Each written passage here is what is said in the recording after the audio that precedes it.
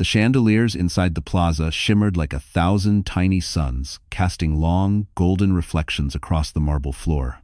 People whispered over crystal champagne glasses, their laughter sharp and bright, the kind that cuts instead of comforts. Cole Harrington stood at the center of it all, smiling too wide, too proud. His arm wrapped around the waist of the young influencer he now paraded, as if she were a trophy he'd earned. He lifted his glass higher, as though he wanted the entire ballroom to witness his new beginning. And maybe he did. He had always been a man who needed an audience, even in cruelty. But the moment the doors opened, everything inside the ballroom shifted.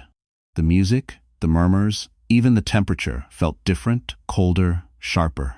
Avery Holt stepped in, her black gown flowing like liquid night, her hand resting gently on the curve of her 5-month pregnancy. The diamond at her throat, a rare, breathtaking stone, caught the light and fractured it into impossible colors. Conversation stopped mid-sentence. Even the pianist froze. Avery had been silent through the divorce.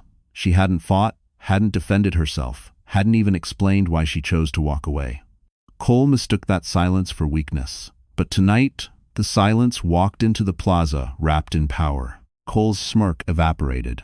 His mistress's fingers slipped from his sleeve. Someone whispered, "Is that the Kingsley diamond?" Another gasped, "Why would he give it to her?" And that was when Cole realized too late that Avery hadn't come to win him back. She had come to end the story he thought he controlled. And the next 5 minutes would ruin him in ways he never imagined. Avery Holt hadn't always been the woman who could silence a ballroom with a single step. There was a time not long ago when she could barely silence her own shaking breath. Before the diamond, before the gala, before the whispers that now followed her like a second shadow, she was just a tired wife trying to hold together a marriage that had already slipped through her fingers. Back then, mornings in their Manhattan condo were quiet in the wrong ways, the kind of quiet that pressed on the chest. Cole would rush out the door with his iPhone glued to his hand, muttering something about meetings that never included her. She would stand by the window, looking out at the skyline she once dreamed of, creating events for the Fifth Avenue rooftops, the clean steel lines of Midtown towers, yet somehow she felt small beneath them. Pregnancy hadn't softened Cole, it had sharpened his impatience. "You're emotional," he'd say whenever she tried to speak. "You're overreacting." Or the worst one, delivered with practiced indifference. "You're holding me back, Avery." She learned to stop crying in front of him. She learned to measure her words. She learned silence, the painful kind, the kind a woman carries, because she believes that if she just loves harder, everything will settle. But love cannot fix a man who is hungry for something else. And Avery remembered the exact moment she realized her marriage had ended long before the papers were signed. She was 6 weeks pregnant, sitting in a clinic alone, watching the ultrasound monitor flicker. A nurse asked, "Is the father joining us today?" Avery tried to smile, but her voice cracked. "He's busy." That was when she felt the first sting of something she didn't yet have the courage to name: loneliness. She returned home that afternoon to find Cole laughing on speakerphone, discussing a rooftop party she hadn't been invited to. When he noticed the medical band still on her wrist, he only said, "You didn't need me there. You're fine." But she wasn't fine. Not when nausea hit at 3 a.m. Not when the doctor warned of a high-risk pregnancy. Not when her career collapsed after Cole quietly hinted to clients that she was too fragile to take on projects. Still, Avery stayed. Not because she was weak, because she hoped. And sometimes hope is the heaviest burden a woman can carry. What Avery didn't know then, what none of us ever truly expect, is that life has a way of shifting beneath our feet the moment we think we have lost everything. A shift that was already on its way. Avery always believed that if a marriage broke, it would happen loudly, screaming, slamming doors, dramatic confessions like in the movies. But real heartbreak, it rarely announces itself. It arrives quietly, like a whisper slipping under a door. And for Avery, that whisper came on a rainy Tuesday afternoon. She had spent the entire morning preparing a small surprise for Cole, his favorite lunch from a Fifth Avenue restaurant he loved, but never took her to anymore. She balanced the bags carefully, her other hand resting on her belly as she entered the sleek glass lobby of Harrington Media. Cole always bragged about the place: marble floors, chrome fixtures, the kind of corporate luxury meant to impress investors. Avery had avoided visiting. She wanted to respect his space. But that day, she needed to see him. Needed a reminder that they were still a team. The receptionist hesitated when Avery walked in. "Mrs. Harrington, he's in a meeting." "That's okay," Avery said gently. "I'll just drop this off." But the receptionist's eyes darted to the elevator, then back to Avery. Something unspoken hung in the air, heavy and wrong. Avery's pulse quickened, but she forced a calm smile and stepped into the elevator anyway. The doors opened onto Cole's executive floor, polished wood, expensive artwork, a silence meant to convey power. She walked toward his office, hearing soft laughter from behind the closed door. A woman's laughter? Not just any laugh, the kind a woman gives when she feels chosen. Avery froze. She knocked softly, no answer. Another laugh. And then Cole's voice, warm, intimate, the version of him she hadn't heard in months. Her chest tightened. She pushed the door open. At first, her brain refused to understand what her eyes were seeing. A young woman, flawless, glossy, wrapped in a red dress, was seated comfortably in Avery's chair. Cole leaned over her, far too close, his hand brushing her shoulder like it belonged there. The lunch bag slipped from Avery's hand. "Avery?" Cole stiffened. "You're early." His mistress stood quickly, adjusting her dress like she was startled, but not ashamed. That hurt more than anything, the boldness. Avery felt something inside her crack, but she held herself upright. "I brought you lunch." It was all she managed before the room blurred. Cole sighed, as if she were an inconvenience. "Avery, don't make this dramatic." Her fingers trembled. Her baby kicked like a reminder she wasn't alone. And for the first time, Avery realized cruelty doesn't always look like violence. Sometimes, it looks like the man you love acting unbothered by the moment he destroys you. And this betrayal? It was only the beginning. Cole didn't apologize that day. He didn't chase after Avery, didn't stammer excuses, didn't even pretend to care how the sight of another woman sitting in her chair, a chair Avery used to eat lunch in while waiting for him, had shattered her. Instead, he simply adjusted his cufflinks and said the one sentence that would replay in her mind for months. "This marriage isn't working anymore. Let's end it quietly." Quietly. As if silence was the bandage he expected her to place over a wound he created. Avery left his office on shaking legs, her pregnancy making every step heavier, the hallways longer, the world colder. She held her belly the entire elevator ride down, whispering, "I'm okay. We're okay." Even as her throat closed around the lie. But the trap Cole set came days later. He arrived at their condo with a folder of papers. Sleek, expensive paper, the kind used for mergers and acquisitions, not endings of families. He placed it on the marble counter like he was offering a business proposal, not dismantling a life. "It's simple," he said. "You sign these, we avoid a scandal. I keep my reputation, you keep, and dignity." Dignity. The words stung like salt on a fresh cut. "What about support?" she asked quietly, her voice barely steady. "The baby." Cole waved a hand dismissively. "I'll cover medical costs. Everything else you're capable. You don't need a payout, Avery. You're better than that." She wasn't better than that.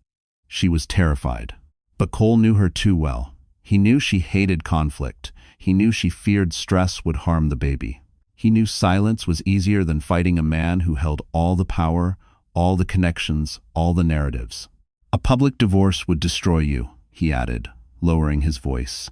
"You don't want that." It was blackmail dressed as concern. Avery stared down at the papers, her hands trembling. Her name, Avery Holt Harrington, looked foreign, typed in bold letters. The marriage she tried so desperately to save had already been reduced to clauses and ink. She thought of the baby. She thought of the ultrasound. She thought of the mistress in her chair. And she signed. Cole exhaled in satisfaction. "Good. This is best for everyone. If you doesn't stretch." But when he left, the condo felt hollow. Not empty hollow. Like a shell left behind after something living crawled out. That night, Avery lay awake, one hand on her stomach, the other covering her mouth to muffle the sobs. She didn't know it yet, but the silence she agreed to would become the very weapon that destroyed him later. Humiliation doesn't always come like a storm. Sometimes it arrives dressed in red lipstick and designer heels, walking confidently toward you as if she owns the life you once lived. For Avery, that moment came just 2 weeks after she signed the divorce papers still warm with her tears, when Cole decided he was finally ready to debut his new relationship.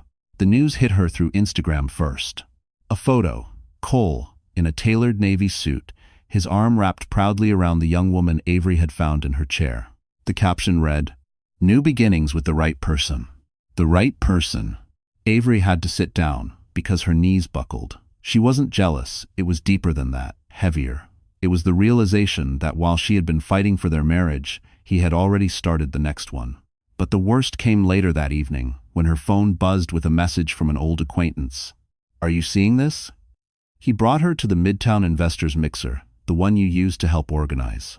For years, Avery had designed the event, crafted the themes, chosen the colors, even arranged the florals herself. It was her pride, her signature, her world.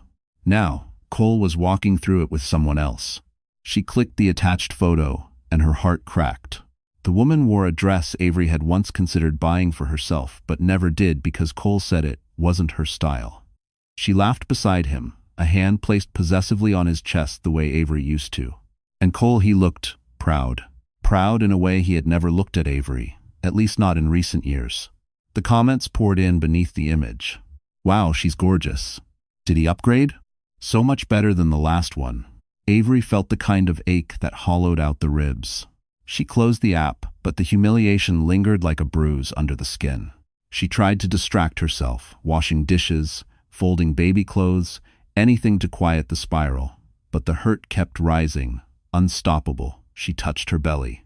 Her baby kicked, soft but resolute, like a reminder. You are not alone. And yet, she had never felt lonelier. She crawled onto the couch, pulling a blanket around her shoulders. For the first time, she whispered something she had been terrified to admit. "I don't think he ever loved me." The room seemed to agree. Silence wrapped around her, not comforting, but suffocating. And while Avery cried quietly into the night, the world went on celebrating Cole, unaware that his downfall was already approaching like a distant storm. There comes a moment in every woman's life when the weight of everything she's been carrying suddenly becomes too heavy.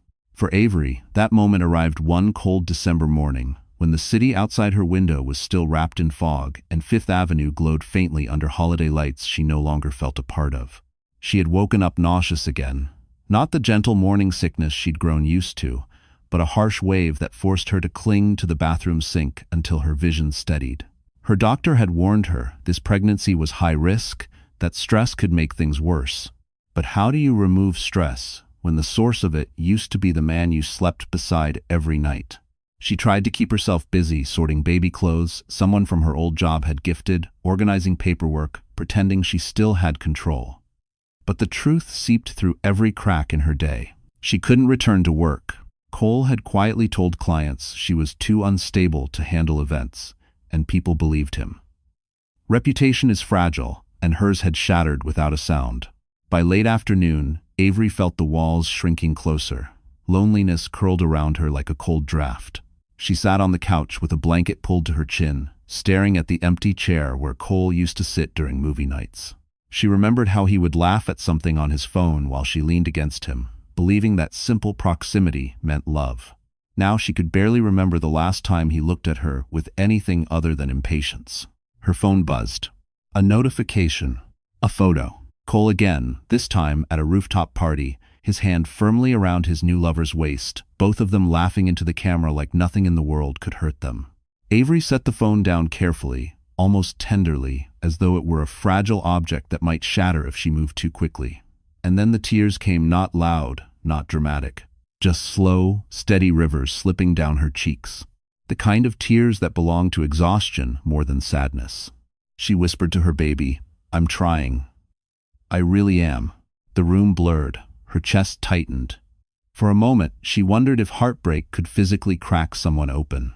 And in that vulnerable silence, Avery Holt reached the lowest point of her life without knowing that fate was already arranging the first step of her rise. The collapse might have broken her completely, if not for the moment fate intervened quietly, the same way pain had entered her life.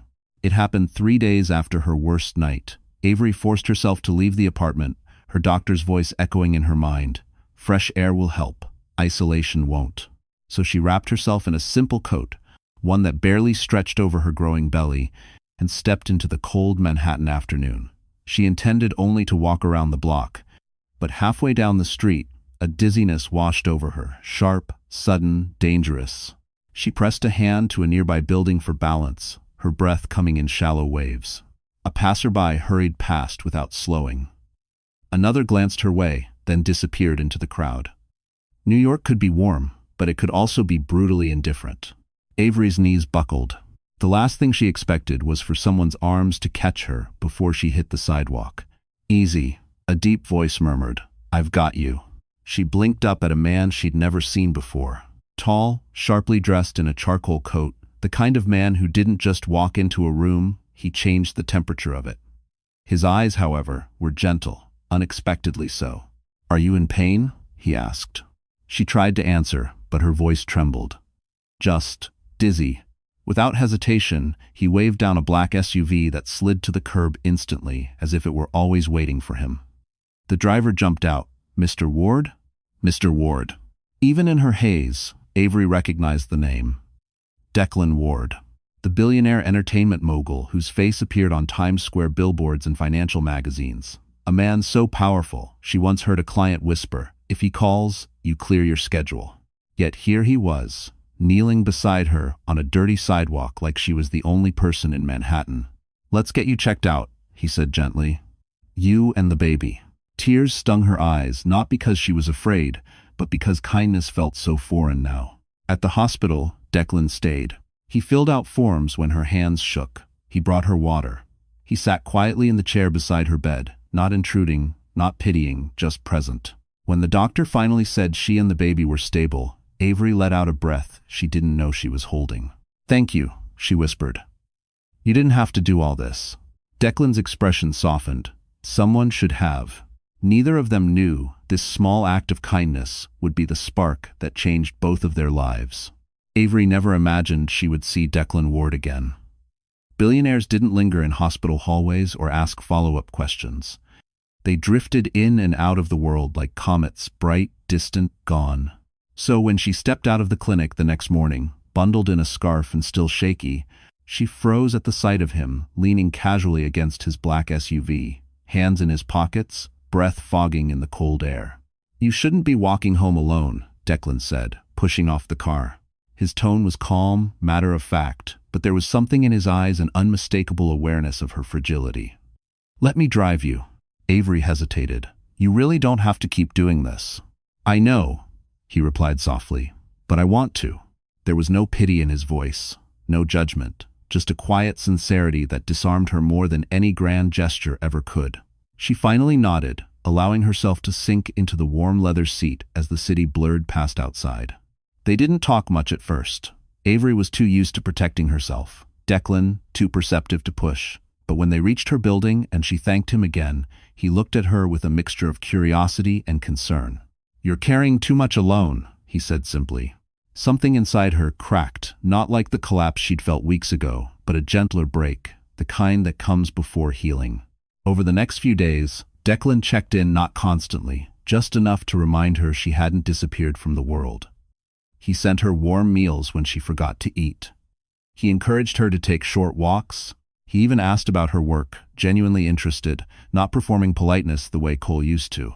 One afternoon, she mentioned almost apologetically that she once designed events for luxury clients.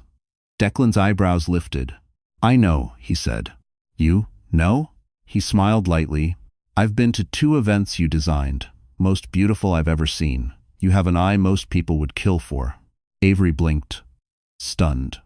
Cole had always dismissed her work as little projects. Hearing the opposite from a man like Declan felt like sunlight touching a place long kept in shadow. Then, almost casually, he added, "I could use someone like you, not as charity, as talent." Her breath caught. Her fingers curled protectively over her belly. "Declan, I don't think I can go back. My ex, he made sure everyone believed I wasn't stable enough." Declan's eyes hardened, not unkindly, but with a quiet fury on her behalf. "Then they believed the wrong man," he said, "and it's time someone believed you." Avery didn't know it yet, but this was the moment her life began to turn slowly, gently, unmistakably toward the light. Avery didn't intend to accept Declan's offer. Gratitude was one thing, but stepping back into the world she'd been quietly pushed out of, that felt impossible. Yet Declan had a way of speaking that made impossible things feel merely delayed. And so, when he invited her to visit one of his event venues, a private rooftop overlooking Central Park, she agreed, telling herself it was only to be polite. But the moment she stepped out of the elevator and saw the sweeping skyline framed by glass railings, something inside her stirred. Memories. The good ones. The ones she'd buried under heartbreak and exhaustion. "You designed something like this once," Declan said, gesturing toward the space. "I remember the floating lantern installation. It was extraordinary." Avery looked down, embarrassed. "That was a long time ago, before everything." Declan stood beside her, hands in his pockets.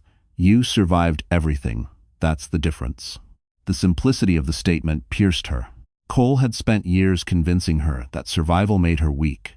Declan made it sound like an accomplishment. They walked the space together. Avery instinctively pointed out lighting angles, color balances, flow patterns for guests, skills she thought she had lost. Declan listened as if every word mattered. When she stopped abruptly, realizing she had spoken too much, he smiled. "You still see beauty," he said.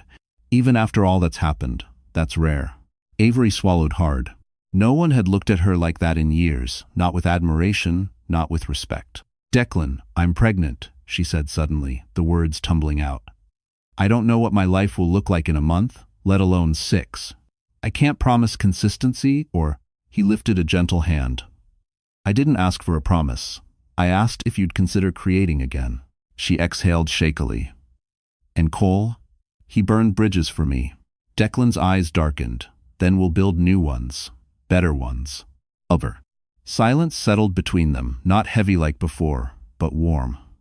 Possibility, soft and unfamiliar, crept into Avery's chest. Then Declan did something unexpected. He reached into his coat and pulled out a sleek black folder. Inside was a proposal, her name in elegant print, an offer to consult for Ward Entertainment's largest winter event. Avery's breath caught. "This is too much." "No," Declan said softly. "This is the door you deserved a long time ago. Thank you." "And we reverstating and a screamer." Her fingers trembled as she closed the folder. She didn't say yes. She didn't say no. But for the first time since her marriage ended, Avery Holt walked away feeling something she hadn't felt in months. Hope. Avery didn't accept the offer immediately. She tucked the sleek black folder into a drawer, telling herself she needed time to think, time to breathe. But the truth was simpler. She was afraid. After everything Cole had done, after the lies he'd whispered into all the right ears, Avery believed the industry had forgotten her, erased her, moved on without her. But Declan Ward had a strange way of making fear feel temporary. 3 days after their rooftop meeting, his assistant emailed her politely, respectfully, not like someone doing a favor for a fragile woman. The message read, "Mr. Ward asked that we send you reference files for the Winter Lumiere project, should you wish to explore ideas. No obligation. No pressure, no expectation." Still, Avery hesitated for hours before clicking the attachment. What opened on her laptop took her breath. A blueprint for a winter gala unlike any she'd seen, glowing installations, mirrored pathways, floating crystal orbs. It was bold, beautiful. The kind of event she would have dreamed of creating before her world fell apart. Without thinking, she reached for a pencil. It felt natural, almost instinctive, the way her hand moved, scribbling adjustments, sketching details, letting old instincts wake up from months of silence. She forgot the time, forgot the ache in her back, forgot the heaviness in her heart. When she finally sat back, the pages were full lines, notes, ideas overflowing. And in that quiet living room, Avery felt something warm rise in her chest. Light, her light, the one Cole tried to dim for years.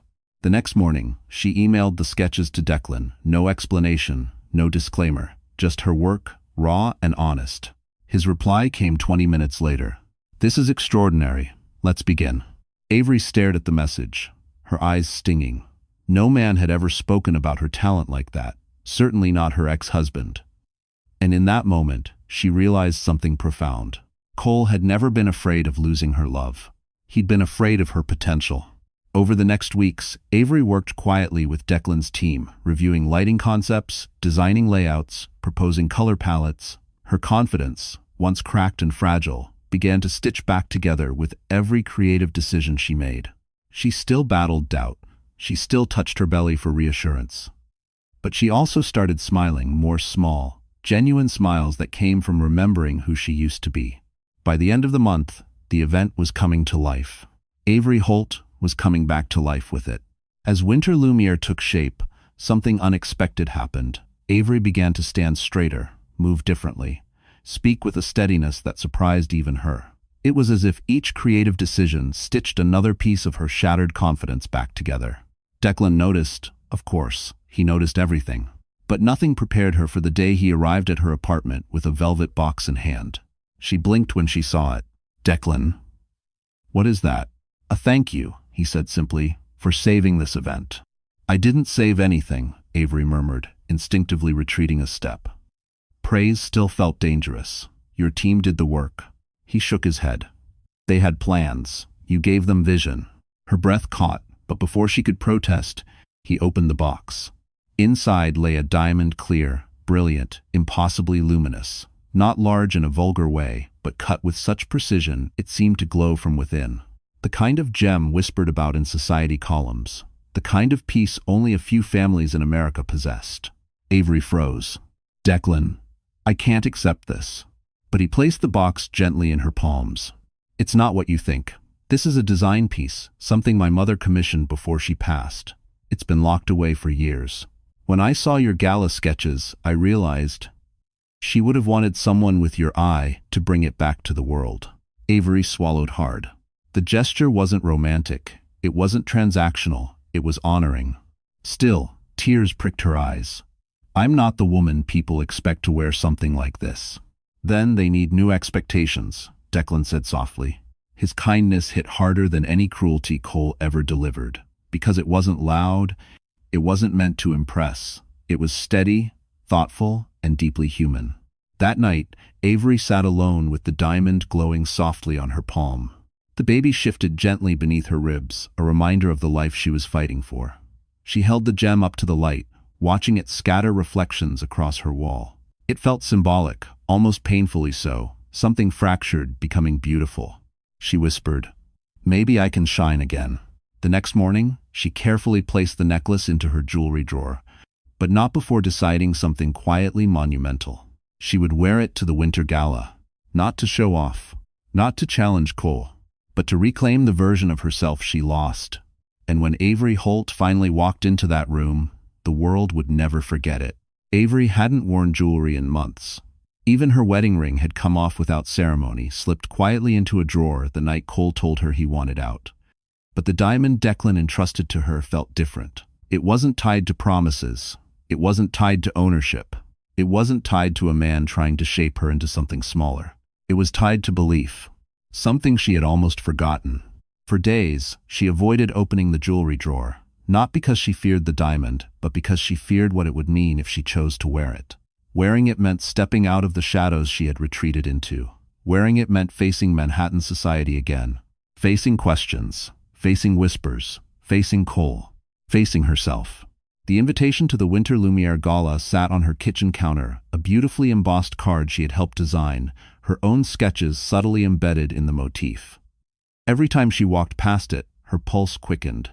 This would be the first major event she'd attend since the divorce, since the humiliation, since the collapse. Part of her wanted to stay home, hide, protect her fragile peace.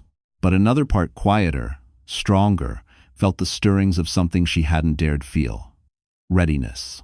One evening, after returning from a doctor's appointment, confirming her baby was healthy, Avery stood before her mirror. Her reflection felt unfamiliar, her cheeks fuller, her posture different, her eyes steadier. She touched her belly, whispering, "We're going to be okay." Then she opened the drawer. The diamond lay inside, glowing like a captured star. She ran her fingers over the delicate chain. It felt warm, reassuring. Her phone buzzed. A message from Declan. "The world will look different when you stand in it again. Don't be afraid of that." Such a simple message, yet it pierced her. She typed back slowly, "I'm thinking about attending." His reply came instantly. "Good, it's time they see you." Avery inhaled deeply. For so long, She had let others decide who she was. Cole with his cutting words, gossip with its careless bite, fear with its quiet grip. But the woman staring back at her in the mirror wasn't the version they tried to destroy. She was rebuilding, piece by piece, step by step. And the gala wasn't about revenge or spectacle. It was about reclaiming what she lost, the career she loved, the confidence she buried, the identity she let fade. That night, she hung the diamond necklace gently around her neck, watching the facets catch the lamplight. Avery Holt had decided. She would go, and the plaza would never forget her entrance. The night of the Winter Lumiere Gala arrived with the kind of cold that made Manhattan shimmer. Fifth Avenue glowed beneath holiday lights, black cars lined the plaza's entrance, and photographers clustered like restless birds, waiting for the next headline to walk through the doors. Inside, Cole Harrington stood near the bar, his hand confidently resting on the waist of the woman he'd replaced. Avery, with a woman who lived for attention, who posed at every flash of a camera like she was born beneath spotlights. Cole adjusted his cufflinks, scanning the room with greedy satisfaction. This event was his playground, his proof that he'd upgraded, his chance to show the world he was thriving, unbothered, unshaken. He didn't expect Avery to come. He certainly didn't expect her to dare. So when one of his colleagues murmured, "Isn't that your ex-wife?" Cole laughed under his breath. Impossible. She wouldn't show her face here. But then the murmurs grew louder. "She looks incredible. Is that the Ward diamond?" "Oh, Cole's not going to like this." Cole's smile faltered. He turned. And in that single moment, the oxygen left his body. There she was, Avery Holt, stepping through the entrance like she belonged to the light pouring down from the chandeliers. Her gown flowed around her like midnight silk, her posture graceful, her hand resting protectively over her growing belly. But it was the diamond at her throat, the one Declan Ward had given her, that made the entire ballroom freeze. It wasn't just expensive, it was iconic. A piece associated with a level of influence Cole could only dream of. And Avery wore it as if it had always been hers. Cole's mistress shifted nervously beside him. "Cole, why is everyone staring?" He didn't answer. His jaw clenched, his heartbeat stuttered, his confidence cracked. Because this wasn't the broken woman he'd tried to bury under silence. This wasn't the timid wife who apologized for taking up space. This was a woman he no longer had any control over. A woman who had risen without him. As Avery glided deeper into the ballroom, people stepped aside to make room for her. Heads turned. Conversations broke. Even the photographers outside rushed toward the windows, cameras firing wildly. And for the first time since the divorce, Cole felt something he didn't recognize at first. Something sharp, unfamiliar, unwelcome. Fear. Because deep down, he knew this was only the beginning, and whatever happened next would not be on his terms. Cole had imagined Avery's downfall so many times, he'd started to believe it was a certainty. In his mind, she would crumble, disappear into obscurity, and he would walk through rooms like this, grand, glittering, powerful, without the faintest shadow of her lingering behind him. But the Avery walking into the plaza tonight wasn't a shadow. She was the spotlight. As she moved deeper into the ballroom, the chandeliers above seemed to bend their light toward her, catching the diamond at her throat and scattering it across the marble floors like a constellation. Guests parted instinctively, not out of courtesy, but awe. And Avery felt it every stare, every breath held, every whisper that followed like a slow, rising current. She had expected nerves, shame, even, but instead she felt something startling. Calm. A steady, anchored calm she hadn't known in years. The orchestra shifted into a soft, elegant melody. Avery let herself breathe it in, her fingertips brushing the fabric of her gown, grounding herself in the moment. Her baby kicked lightly, a reminder that she was no longer living for a man who diminished her, but for the life growing inside her and the life she was rebuilding. "Miss Holt?" a voice called softly. Avery turned to see two executives from Harrington, media men who once nodded politely at her, more out of obligation than respect. Tonight, their expressions had shifted entirely. "We didn't expect to see you," one of them said, his tone cautious. "You look well. You look radiant." Avery smiled graciously. "Thank you. It's a beautiful event." They exchanged a glance, then stepped aside, almost reverently, as if unsure whether they were worthy of her time.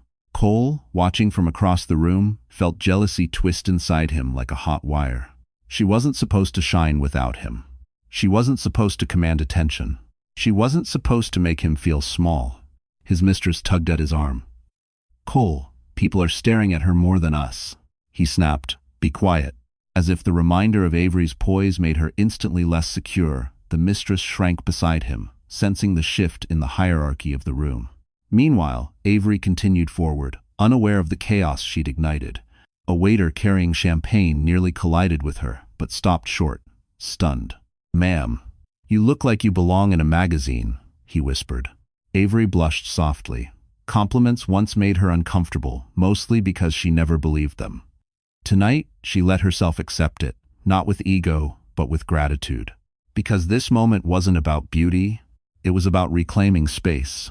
And as she lifted her chin, the diamond catching fire under the lights, Avery Holt knew one truth with absolute clarity. She hadn't just returned, she had risen. And Cole finally understood what he had thrown away. Avery had expected many reactions tonight, shock, whispers, jealousy, but she hadn't expected fear. Not from Cole, not from the crowd, but from the woman standing beside him. His mistress, the same woman Avery had found smiling in her chair months ago, now stared at her with wide, trembling eyes as if she had seen a ghost. Avery recognized that look instantly. Guilt always recognizes innocence, and fear always recognizes truth. The mistress Talia took a shaky step back, her voice barely above a whisper. "She's here. Why is she here?" Cole frowned. "What are you talking about? Pull yourself together." But Talia couldn't tear her gaze away from Avery. Her complexion had turned pale beneath the ballroom lights. Suddenly, she looked nothing like the confident woman who flaunted her relationship online. She looked cornered. Avery finally reached the center of the room, pausing near a display of crystal lanterns, the very installation she'd designed. The symbolism wasn't lost on her. She had created the light. Now she stepped into it. Talia's breath hitched as Avery approached. "Oh my God, she's Cole. We need to go." "It's Mazza." Cole tightened his grip on her arm. "Stop acting ridiculous." But Avery knew exactly what was happening. Months ago, before the collapse of her marriage, she had helped a young woman with a PR crisis, quietly, discreetly. The media had been ready to destroy Talia after a scandal involving leaked messages and a powerful investor. Avery was the one who cleaned up the mess, rewrote the narrative, protected her reputation.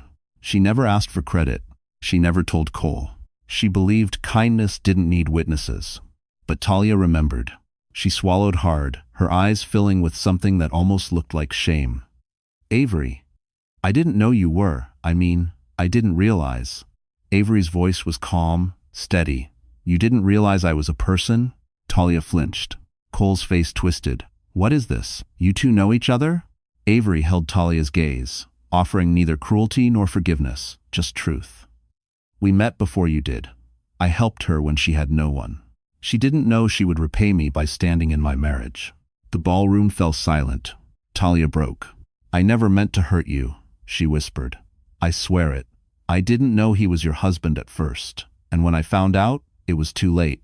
Cole snapped. "Talia, enough." But for the first time, she pulled her arm away. "No, Cole, you said she was unstable, that she was controlling. You never told me she saved my career." The crowd murmured, eyes narrowing at Cole. Avery didn't need revenge. Truth was doing the work for her. And as Cole's carefully crafted narrative finally began to unravel, the power in the room shifted toward the woman he once tried to silence. The ballroom was thick with tension, now not the glamorous kind, but the electric silence that follows a truth too big to ignore. Cole's jaw clenched as murmurs rippled through the room. His carefully crafted image was beginning to crack, and for the first time, people weren't looking at him with admiration, but suspicion. And that was when Declan Ward stepped into the light. He hadn't arrived with Avery. In fact, no one had noticed him enter. But Declan had a presence that didn't need announcement. Tall, controlled, effortlessly, commanding in a tailored black tux that seemed carved to his frame. Conversations thinned as eyes drifted toward him, drawn by the quiet authority he carried. He approached Avery, not possessively, not theatrically, but with the steady composure of someone who understood the weight of the moment. "Avery," he said softly, his voice grounding. "Are you all right?" The room shifted again. Cole's eyes widened. Talia's breath caught. Because everyone knew what it meant. when a man like Declan Ward spoke someone's name with that level of care. Avery nodded, though her pulse still thundered from the confrontation. "I'm fine." Cole finally found his voice. "What is he doing here?" Declan turned to him, expression unreadable. "I was invited. My company is funding half of this gala." Cole opened his mouth, but Declan's tone sharpened, still calm, but edged with something unmistakably protective. "And Avery is consulting on the event. Her design vision is the reason this room looks the way it does tonight." A collective gasp. Cole blinked, stunned. "She what?" Avery hadn't planned for this reveal. She had no desire to flaunt her involvement. But Declan wasn't exposing her to humiliate anyone. He was restoring her place in a world that had been stolen from her. "She's brilliant," Declan continued, his voice carrying easily across the hushed ballroom. "Your ex-wife is one of the most talented designers I've ever worked with." The compliment wasn't flowery. It was factual, powerful because of its simplicity. Cole scoffed, but the insecurity in his eyes betrayed him. "You expect me to believe." "Believe what you want," Declan cut in softly, "but the truth doesn't require your permission." Another wave of murmurs washed through the crowd, and for once, none of them favored Cole. Avery felt her throat tighten, not from fear this time, but from something gentler. Gratitude. Recognition. A quiet kind of hope she hadn't dared feel. Declan offered his arm, not claiming her, just offering support. "Come," he murmured. "You don't have to stand alone anymore." And with that simple gesture, the dynamic of the entire ballroom shifted. Because Avery Holt was no longer the woman Cole discarded. She was the woman a billionaire chose to stand beside. Cole Harrington had never been publicly challenged in his life. Not in boardrooms, not in negotiations, and certainly not in his personal affairs. He lived on control, fed on reputation, and wore confidence like a tailored suit. So watching Avery stand beside Declan Ward, a man who embodied the type of power Cole pretended to have struck him deeper than any insult could. He stormed toward them, jaw clenched, voice low and venomous. "Avery, what is this? Some stunt? Trying to embarrass me?" Avery didn't flinch. She didn't shrink, didn't apologize, didn't look at her feet the way she used to when Cole raised his voice. Instead, she looked at him with a calm steadiness that made him falter mid-step. "This isn't about you, Cole," she said quietly. But the simplicity of the statement cut sharper than any accusation. Cole scoffed. "Really? Because it sure looks like you're trying to make a scene. Showing up, wearing that." He gestured bitterly at the diamond with him. Declan's expression cooled. "Careful," he murmured. Cole ignored him. His voice rose, cracking under the weight of his pride. "What did you do? Manipulate him? Play the victim? You walked out of our marriage with nothing." "No," Avery interrupted gently. "You took everything. I simply let you have it." Her voice wasn't angry. It was honest. And for the first time, Cole had no script, no smart retort, no way to twist her words into weakness. Avery continued, her tone even. "You painted me as unstable so clients would stop hiring me. You told people I was emotional, impossible to work with. You made sure I had nothing left, except my pregnancy and silence."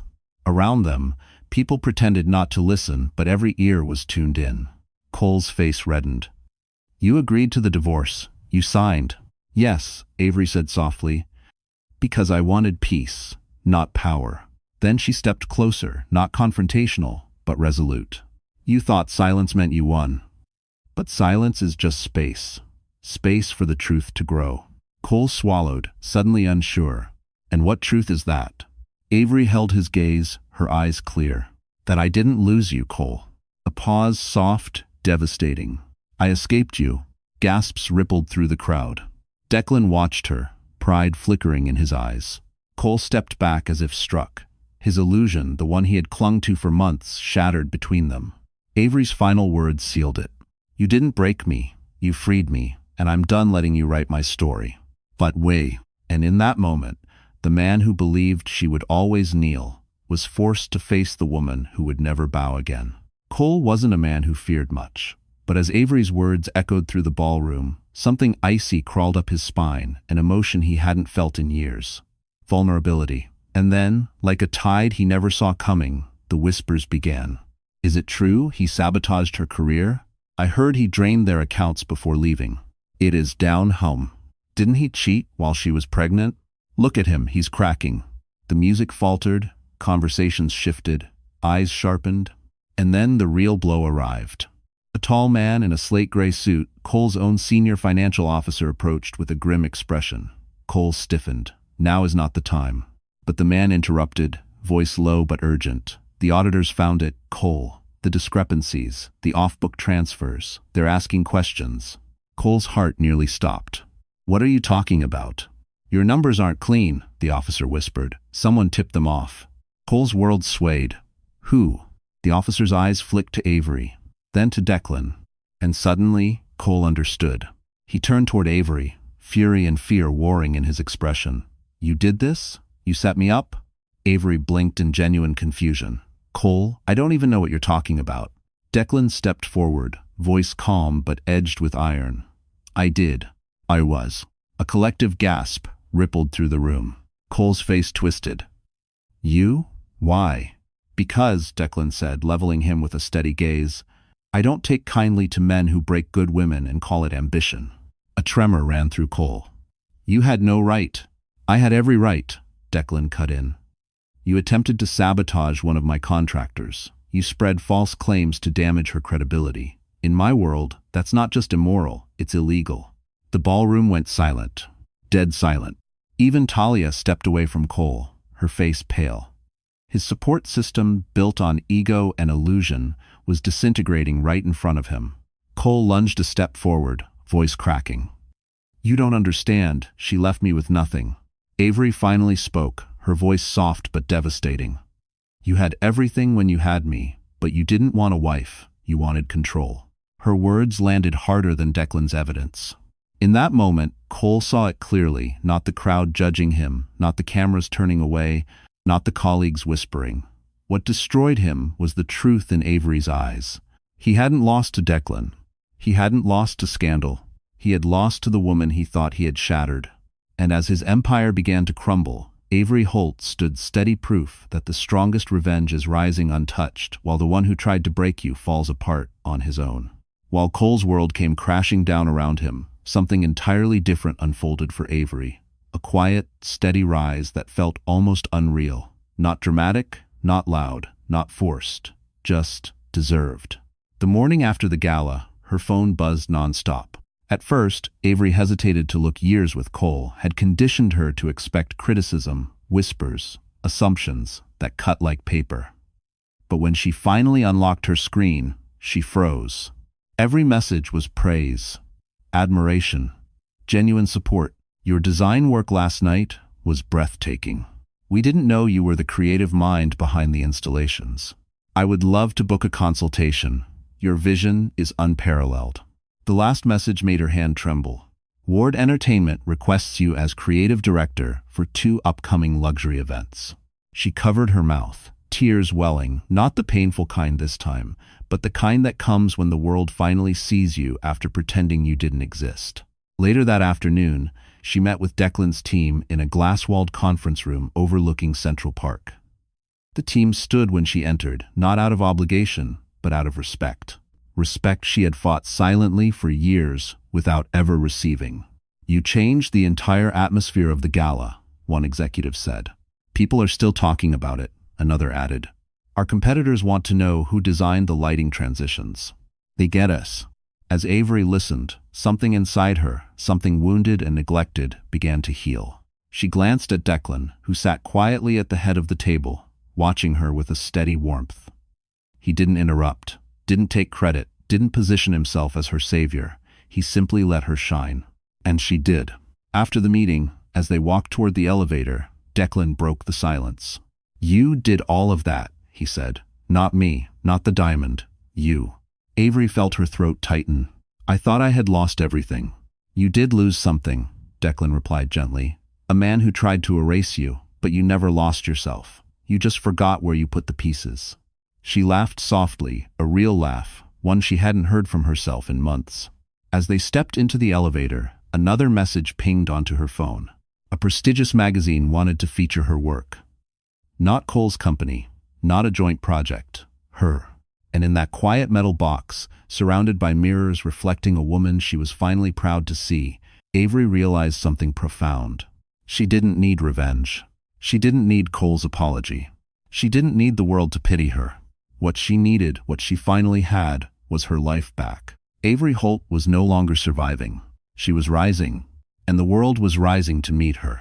Spring arrived quietly in Manhattan, softening the city that had once felt like a battlefield. The sharp wind faded into gentle breezes. Cherry blossoms dusted the sidewalks, and Avery Holt, now 8 months pregnant, walked slower but taller. Her life no longer felt like something collapsing behind her. It felt like something unfolding ahead of her. Cole Harrington, meanwhile, had become a ghost in the places he once dominated. His investors withdrew. His board forced him out. His mistress left the moment the money dried up, and the city that once applauded him now avoided him, whispering his downfall as a cautionary tale. The man who believed he could not be touched had been undone by his own hands. Avery didn't celebrate his ruin, but she felt the justice of it, soft and rightful, like a door quietly closing.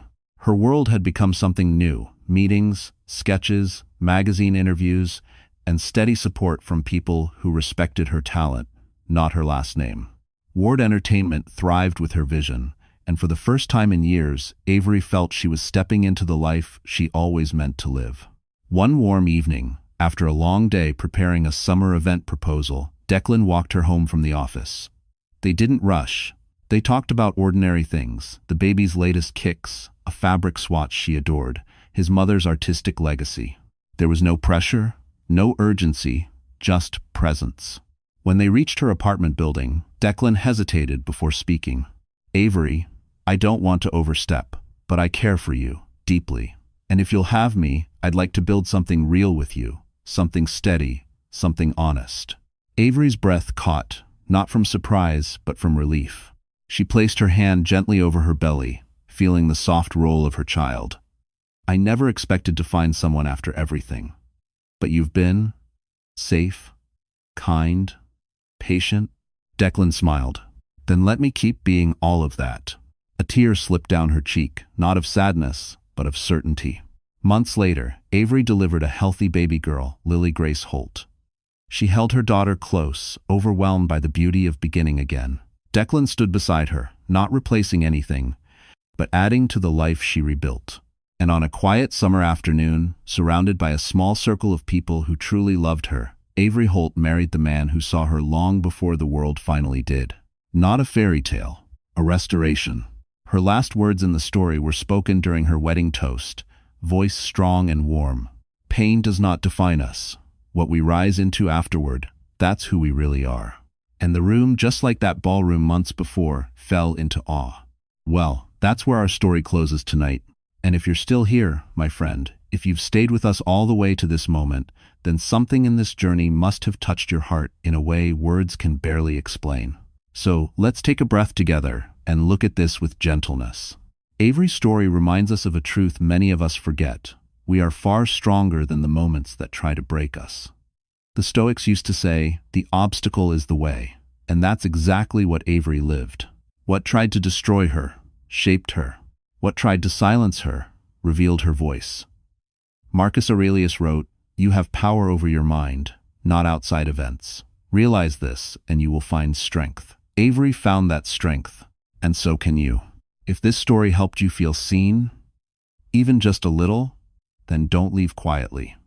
Stay with us. Like this video, share it with someone who needs hope, and subscribe so you can walk with us through the next journey. You're not alone. You're growing. And your next chapter might just be the one that saves you.